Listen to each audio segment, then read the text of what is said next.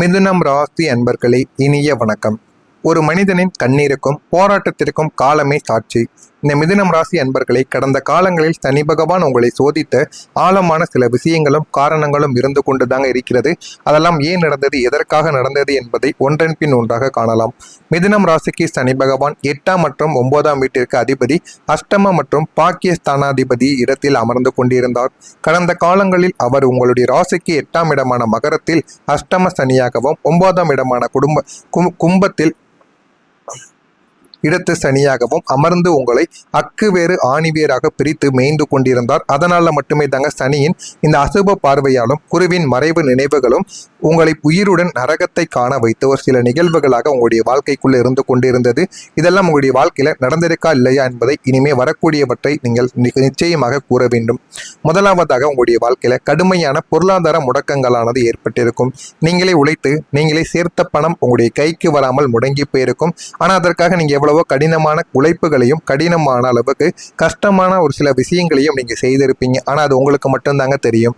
அவசர தேவைகளுக்கு கூட நீங்க அடுத்தவங்களிடம் கையேந்தக்கூடிய நிலைமையையும் சனி பகவான் உங்களுக்குள்ள உருவாக்கி கொடுத்திருப்பார். நீங்கள் எவ்வளவுதான் பணத்தை சேமித்து வைத்தாலும் அந்த ஒரு பணம் உங்களுடைய கையில் இல்லாமல் போனது மிகப்பெரிய அளவுக்கு உங்களுடைய மனது ரீதியா உங்களுக்குள்ள பிரச்சனைகளை ஏற்படுத்தி கொடுத்திருக்கும். இதற்கான காரணங்கள் என்ன தெரியுமா? சனியின் 10வது பார்வை உங்களுடைய தனஸ்தானமான 2ஆம் வீட்டின் மீது விழுந்ததால் வரவு 8ஆனா செலவு 10ஆனா என்று உங்களுடைய வாழ்க்கைக்குள்ள இந்த மாதிரியான ஒரு சிக்கலை உங்களுக்குள்ள நிச்சயமா தேடி கொடுத்திருக்குங்க. 2வது விஷயமா, உழைப்புக்கு கிடைக்காத ஒரு அங்கீகாரம். ஆபீஸோ அல்லது தொழிலிலோ இரவு பகலாக நீங்கள் உழைத்தது நீங்களாகத்தாங்க இருப்பீங்க. ஆனால் அதற்கான பாராட்டுகளும் பதவிகளும் பெயரும் வேறு ஒருவர் தகுதியற்ற நபருக்கு நிச்சயமாக சென்றிருக்கும். அதுவும் உங்களுக்கு மிகப்பெரிய அளவில் ஒரு கோபத்தையும் நிச்சயமாக ஒரு துரோகத்தையும் உங்களுக்குள்ள ஏற்படுத்தி கொடுத்திருக்கும். உழைத்தது நம்ம, ஆனால் பேர் வாங்கிட்டோம், அங்கீகாரத்தை பெற்றுக்கொண்டு போவது அவர்களாக இருக்கிறார்கள் என்று உங்களுடைய மனதிற்குள் ஒரு கோபம் அந்த ஒரு நாளில் உங்களுக்குள்ள ஏற்பட்டிருக்கும். இதற்கு 8ஆம் அதிபதியாக சனி கர்மஸ்தானத்தை நோக்கியதால் உழைப்பானது உங்களுடைய வாழ்க்கையில உங்களை விட்டு சுரண்டப்பட்டிருக்கும். அந்த ஒரு நேரத்தில் நீங்க மிகவுமே கோபத்திற்கு ஆளாக்கப்பட்டிருப்பீங்க. 3வது விஷயமா, தீராத உடல்நல குறைபாடுகள் மற்றும் மனசோர்வுகளும் உங்களுடைய வாழ்க்கைக்குள்ள ஏற்பட்டிருக்கும். நமக்கு ஏதோ ஆகப்போகிறது என்ற அமானுஷிய பயமும் தூக்கமில்லா இரவுகளும் எலும்பு மூட்டு சார்ந்த வழிகளும் உங்களை இதுவரைக்கும் வாட்டி எடுத்திருக்கும். இதுவும் சனி பகவானின் ஒரு வேலையாகத்தான் உங்களுடைய வாழ்க்கையில இதுவரைக்கும் இருந்து கொண்டேதாங்க இருக்கும். 4வது விஷயமா, சமூகத்தில் விழுந்த அசிங்கமான பழிச்சொற்கள். நீங்கள் செய்யாத தவறுக்கு நீங்களே பொறுப்பேற்க வேண்டிய ஒரு சூழ்நிலைகளும் உங்களுடைய வாழ்க்கைக்குள்ள உருவாகியிருக்கும். இதுவும் உங்களுடைய மனதை அதிகமாக காயப்படுத்தவும் செய்திருக்கும். 4 பேருக்கு முன்னால் உங்களுடைய கௌரவம் குலைந்து தலை குனிந்து நீங்க நின்றிருப்பீங்க. இந்த ஒரு நிகழ்வும் உங்களுடைய வாழ்க்கையில மறக்க முடியாத ஒரு இடத்தை உங்களுக்குள்ள நிச்சயமா ஏற்படுத்தி கொடுத்திருக்கும். இதையும் நீங்கள் நினைத்து அதிகமாகவே அழுந்து புலம்பிக் கொண்டும் இருப்பீங்க. உங்களுடனே இருந்து உங்களுக்கு எதிராக மாறிய 2 நபர்கள் இருப்பாங்க. ஒன்று ரத்தம் பந்தம் அல்லது மிக நெருங்கிய உறவினராக இருக்கலாம். உங்களுடைய வீட்டின் கஷ்ட நஷ்டங்களை அறிந்தும் உங்களுக்கு உதவ போவதாக கூறி உங்களுடைய பலவீனங்களை வெளியில் கொண்டு போய் விட்ட ஒரு நபராக அவர் இருப்பார். இவர் சுயநலத்திற்காகவும் உங்கள் மீது இருந்த தீராத பொறாமையினாலும் உங்களை வீழ்த்த சதி செய்த ஒரு நபராக உங்களுடைய வாழ்க்கையில் இருப்பார். ஆனால் ஆரம்பத்தில் தெரியாது, போக போக நீங்கள் தெரிந்து கொண்டு அந்த ஒரு நபரை நீங்களே விலக்கி விடுவீங்க. 2வது நபர் தோள் மீது கைப்போட்ட துரோக நண்பன் அல்லது தொழிலின் கூட்டாளியாக இருப்பார். மச்சான் நான் இருக்கேன் என்று சொல்லி உங்களுடைய உழைப்பையும் ஐடியாக்களையும் திருடி கொண்டு சமயம் பார்த்து உங்களுக்கு குழிப்பறித்த அந்த ஒரு நபர் உங்களுடைய வாழ்க்கைக்குள்ளே இருந்து கொண்டே தாங்க இருப்பாங்க. பண ஆசையினாலும் உங்களை விட தான் உயர வேண்டும் என்ற ஒரு கர்வத்தினாலும் இதை உங்களுக்கு எதிரியாக அவர் செய்திருப்பார். இதுவும் உங்களுடைய வாழ்க்கைக்குள்ளே இருந்து கொண்டு இது உங்களுக்கு பிரச்சனைக்கு மேல பிரச்சனைகளை கொடுத்து கொண்டே தாங்க இருக்கும்.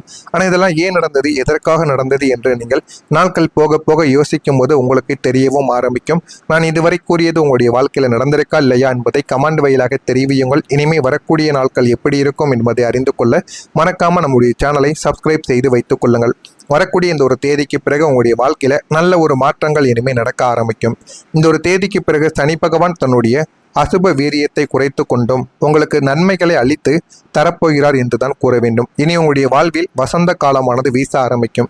முதல்ல உங்களுடைய கிரகநிலைகள் எப்படி மாறுகிறது என்றால், சூரிய பகவான் 10ஆம் வீட்டிலும் தொழில் உயர்வையும் அரசாங்க ஆதரவையும் உங்களுக்குள்ள தேடி கொடுப்பார்.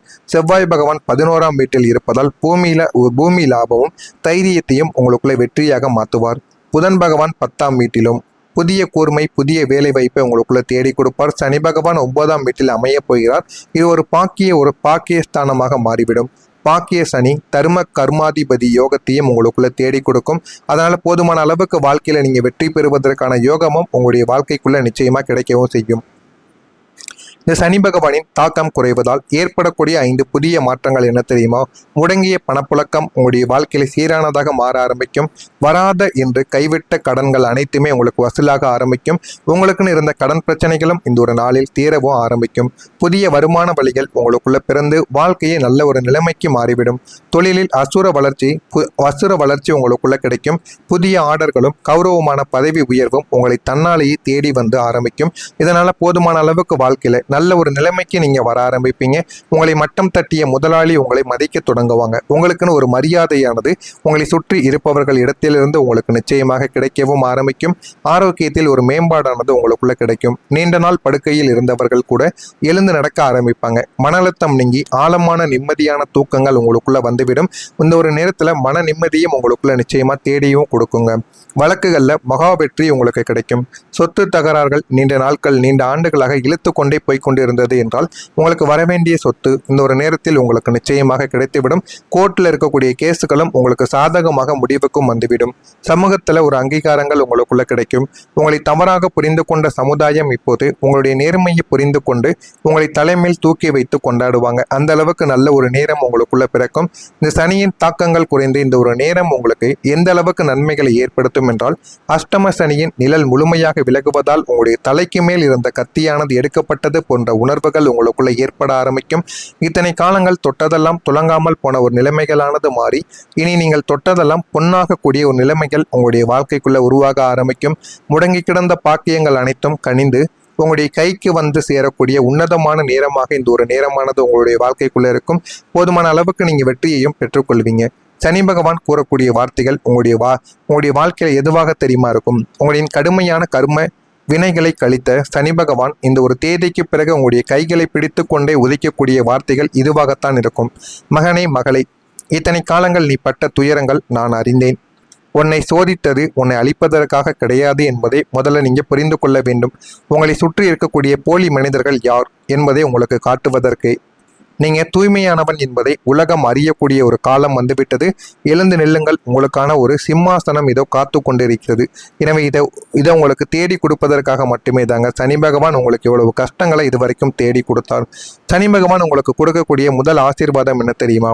உனக்கும் உன்னுடைய குடும்பத்திற்கும் நீண்ட ஆயுளையும் நோயற்ற வாழ்வையும் எவராலும் அசைக்க முடியாத குலதெய்வ பாதுகாப்பையும் உங்களுக்குள்ள தேடி கொடுப்பார். இரண்டாவதாக, நீங்கள் இழந்த செல்வத்தை விட 10 மடங்கு அதிக ஒரு செல்வத்தையும் சொந்த வீட்டையும் வாகன யோகத்தையும் உங்களுக்குள்ள நிச்சயமா தேடி கொடுக்கவும் ஆரம்பிப்பார். மூன்றாவதாக, பிள்ளைகளின் எதிர்காலம் சிறக்கும். உன்னால் கைவிடப்பட்ட உறவுகள் உன் காலடியில் வந்து தஞ்சமடையக்கூடிய வம்ச கீர்த்தியை உங்களுக்குள்ள தருகிறேன் என்பதை இந்த ஒரு நேரத்தில் உங்களுக்குள்ள நிச்சயமா தேடி கொடுத்திருப்பார். ஆனால் இதற்கு நீங்க செய்ய வேண்டிய ஒரு பரிகாரம் இருக்கு.